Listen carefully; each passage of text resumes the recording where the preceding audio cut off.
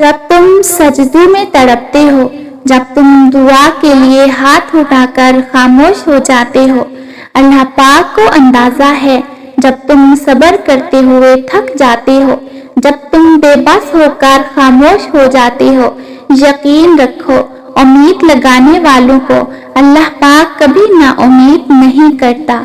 अल्लाह पाक से इतना मजबूत ताल्लुक बनाओ कि जिस रोज तुम अल्लाह को आवाज ना लगाओ, उस रोज अल्लाह पाक फरिश्तों से कहे कि मेरे बंदे की आज आवाज नहीं आई, जाओ पता करो उसका और मेरी मदद उस तक ले जाओ, मेरा रहम उस तक ले जाओ, ताकि मुझे उसकी आवाज आए और मेरा बंदा मुझसे कहे कि या अल्लाह मैं ठीक हूँ।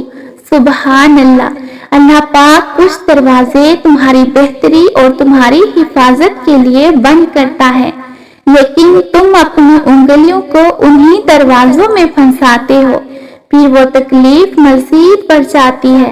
यकीन रखो उसकी मसलहतों पर कि एक फूल नहीं मिला तो हो सकता है सारा बाग तुम्हारे मुकद्दर में लिखा हो। दुआएं मांगो उस जात से, बार बार मांगो, जो चाहे मांगो। उस जात की मसलहतों पर भी तो यकीन रखो ना, जो हो रहा है उसमें यकीनन कोई बेहतरी है।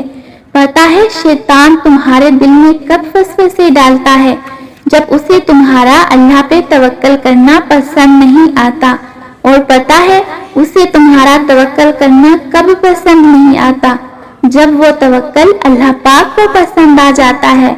और जानते हो वो ऐसा क्यों करता है?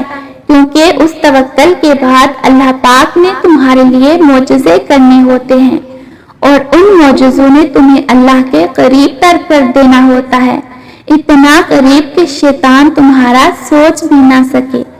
अगर उसने राजी ना होना होता तो वो कभी तुम्हें मनाने का इशारा ना देता, और यकीनन तुम्हें वो सब देने वाला है जिसके लिए तुम रातों को उठ उठ कर रोया करते थे।